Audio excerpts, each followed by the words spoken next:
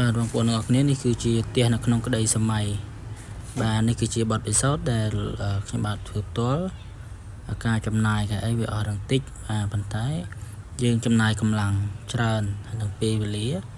ដើម្បីធ្វើផ្ទះបាទហើយក្នុងការធ្វើនេះគឺដោយសារយើងយំមុំបាទអញ្ចឹងការចំណាយពេលវេលាវារៀងយូរដែរ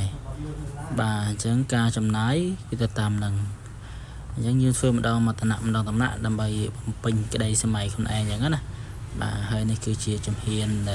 ទី2អីដែលយើងចូលធ្វើតាំងពីយើងធ្វើមកគឺមកដល់ពេលនេះគឺវារៀងយូរក្រែលដែរបាទអញ្ចឹងផ្ទះនេះធ្វើរយៈពេលប្រហែលជាមួយខែបើសរុបទាំងឆ្អឹងបាទសរុបទាំងជាងក្រោមទាំងអីហ្នឹងហើយនឹងរៀបអីហ្នឹងបាទឥឡូវនេះគឺយើងបានរួចរាល់ហើយគឺយើងត្រៀមនឹងធ្វើការធ្វើនៅបន្ទប់ទឹកទៀតធ្វើនៅដាក់លូដាក់អីចឹងណាបាទវាតាមដំណាក់កាលមួយ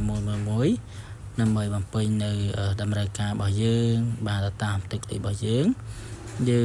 ស្រឡាញ់នៅក្តីសម័យខ្លួនឯងណាយើងកុំដើរតាមក្តីសម័យរបស់គេបាទយើងធ្វើតាមខ្លួនឯងតាមទឹកដីខ្លួនឯងមានបណ្ណាយើងធ្វើប៉ុណ្ណឹងបាទយើងកុំ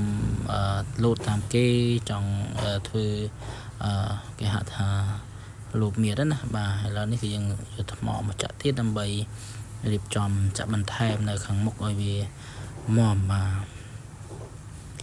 ហើយនេះគឺយើងចាប់ផ្ដើមតទៅទៀតគឺយើងនឹងរៀបថ្មហើយធ្វើការបុកថ្មចូលទៅខាងក្នុងដីហ្នឹងហើយដីក៏យើងទិញចាក់ដែរដើម្បីកុំឲ្យទឹកបាទក៏ដូចជាពេលភ្លៀងហ្នឹងគឺវាជ្រាបពីអីចឹងណាឬក៏វាហូរកាត់បាទដោយសារតែផ្ទះរបស់យើងគឺជាប្រភេទផ្ទះកពើអាហារបាទអញ្ចឹងការធ្វើគឺយើងត្រូវស៊ូនាំជាងបាទក៏ដូចជាស៊ូបាទកន្លែងណាដែលយើងមិនទាន់ច្បាស់គឺយើងស៊ូអ្នកតីចឹងណាបាទដើម្បីឲ្យយើងធ្វើទៅគឺវាត្រូវតាមស្តង់ដារក៏ដូចជាតាមគេហៅថាតម្រូវការទឹកលុយរបស់យើងផងដែរដោយសារតែប្រជាជនយើងក៏ដូចជាពុកម៉ែបងប្អូនទាំងអស់ហ្នឹងបាទសិតសោយថាវិការអញ្ចឹងពុកម៉ែបងប្អូនអាចរើសជំរើសបាទមុននេះបានធ្វើតាមខ្ញុំបានវាអស់លុយតិចហើយផ្ទះស្អាតបានផ្ទះស្អាតអញ្ចឹងណាប៉ុន្តែយើងធ្វើគ្រោងជាប្រភេទដែកជាប្រភេទដែក